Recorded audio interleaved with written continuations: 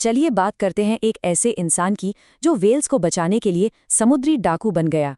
एक ऐसा आदमी जिसने वेल का शिकार करने वाले जहाज़ों के खिलाफ एक तरह से जंग ही छेड़ दी। कुछ लोग उसे हीरो मानते हैं तो कुछ एक इको टेररिस्ट। कहानी की शुरुआत होती है साल 1979 से।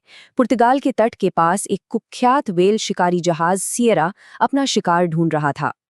और यहीं दुनिया ने पहली बार पॉल वॉटसन के आक्रामक तेवर देखे। देखिए हुआ क्या। वॉटसन के जहाज सी शेफर्ड ने पूरी रफ्तार से सियरा को टक्कर मारी।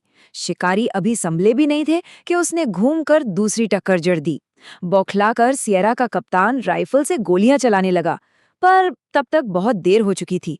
जहाज का काम तमाम हो चुका था और कहानी यहीं खत्म नहीं होती। कुछ महीने बाद वॉटसन के साथियों ने उसे बंदरगाह में ही डुबो दिया। तो सवाल उठता है, आखिर कौन है ये आदमी और वेल्स को बचाने के लिए जहाजों से टकराने की हद तक क्यों जा रहा है? चलिए इस कहानी की जड़ तक पहुंचते हैं। इसका जवाब हमें मिलता है वॉटसन के बचपन में। कुछ ऐसी घटनाएं हुई जिन्होंने जानवरों के लिए उनके दिल में एक कभी न मिटने वाला जुड़ाव पैदा कर दिया। जानवरों पर होती क्रूरता ने उन्हें पूरी तरह से बदल कर रख दिया। सोचिए, जब उनका सबसे अच्छा दोस्त बकी नाम का एक बीवर एक शिकारी के जाल में फंसकर मारा गया, तो वॉटसन ने क्या किया? उन्होंने जंगलों में जाके खुद उन जालों को तोड़ना शुरू कर दिया। और फिर महज 11 साल की उम्र में उन्होंने अपनी आंखों से सील के बच्चों का बेरहमी से शिकार होते देखा। बस वही पल था जिसने उन्हें हमेशा के लिए बदल दिया।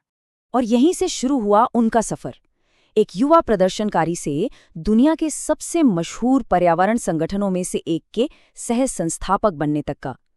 ये सब शुरू हुआ था परमाणु परीक्षणों के विरोध से। एक कमिटी बनी, don't make a wave committee, और यही कमिटी आगे चलकर बनी ग्रीन पीस फाउंडेशन। पर वॉटसन की इस जंग को समझने के लिए पहले ये समझना होगा कि वो किसके लिए लड़ रहे थे।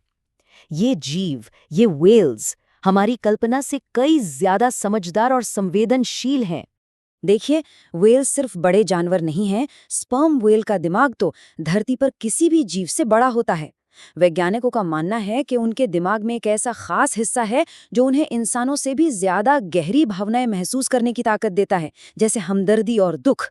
उनकी अपनी भाषाएं हैं, अपनी संस्कृति है, वो एक दूसरे को नाम तक से बुलाते हैं। और सबसे जरूरी बात, वो हमारे इस प्लैनेट के लिए, हमारे लिए बेहद जरूरी हैं।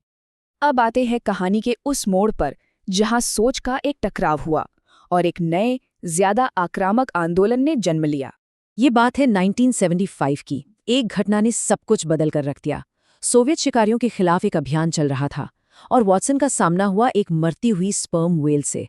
वॉटसन ने बाद में बताया, जब मैंने उस वेल की आंखों में झांका तो मुझे एक समझ दिखी। वो जानती थी कि मैं उसे बचाने की कोशिश कर रहा था। बस, वॉटसन कहते हैं कि उस एक पल ने उनकी जिंदगी को हमेशा के लिए बदल दिया। और बस यहीं से ग्रीन पीस और वॉटसन के रास्ते हमेशा के लिए अलग हो गए। देखिए, ग्रीन पीस का तरीका था अहिंसक विरोध करना और सबूत जुटाना, पर वॉटसन का मानना था कि अगर कोई कानून तोड़ रहा है तो उसे गवाही देकर नहीं, बल्कि उसी वक्त उसी जगह पर रोककर जवाब देना चाहिए। इसी सोच के टकराव के चलते वॉटसन को ग्रीन पीस से निकाल दिया गया और तब उन्होंने बनाई अपनी खुद की संस्था, सी शेफर्ड कंजर्वेशन सोसाइटी। अब बात करते हैं सी शेफर्ड के सबसे बड़े मिशन की, उनका सबसे लंबा और सबसे खतरनाक अभियान दक्षिणी महासागर में जापानी वेल शिकार के खिलाफ। पूरे दुनिया में वेल के शिकार पर बैन था, लेकिन जापान को वैज्ञानिक रिसर्च के नाम पर एक छूट मिली हुई थी और इस छूट की आड़ में वो हर साल 1000 वेल्स मार रहे थे। 1000! वॉटसन के लिए ये रिसर्च नहीं, सिर्फ एक बहाना था और वो इसे किसी भी कीमत पर रोकने वाले थे। और इसे रोकने के लिए सी शेफर्ड ने जो तरीके अपनाए वो काफी विवादास्पद थे। वो शिकारी जहाज़ों से सीधे टक्कर लेते थे, उनके डेक पर बदबूदार लेकिन नुकसान न पहुंचाने वाला एसिड फेंकते और धुएं के बम इस्तेमाल करते ताकि शिकारी कुछ देख ही ना पाएं। इस पूरे टकराव को वेल वॉर्स नाम की एक टीवी सीरीज में भी दिखाया गया और इसी सीरीज ने वॉटसन को पूरी दुनिया में मशहूर कर दिया। ये लड़ाई 2010 में अपने सबसे खतरनाक मोड़ पर पहुंच गई। तब जापानी जहाज शोनान मारुटू ने जानबूझकर सी शेफर्ड की हाई-टेक स्पीडबोट एडी गिल को टक्कर मारी और उसे 2 टुकड़ों में तोड़कर डुबो दिया। ये तो किस्मत ही थी कि इस हादसे में क्रू के किसी भी सदस्य की जान नहीं गई। अब वॉटसन की इन हरकतों के नतीजे तो निकलने ही थे, और निकले भी। गंभीर अंतर्राष्ट्रीय कानूनी नतीजे, और देखते ही देखते वो एक भगोड़े बन गए। इसके बाद तो जैसे वॉटसन और कई देशों की सरकारों के बीच चूहे बिल्ली का एक लंबा खेल शुरू हो गया। 2012 में जर्मनी में गिरफ्तारी हुई तो वो जमानत तोड़कर भाग निकले। इंटरपोल ने उनके खिलाफ रेड नोटिस जारी कर दिया, मतलब एक इंटरनेशनल अरेस्ट वारंट।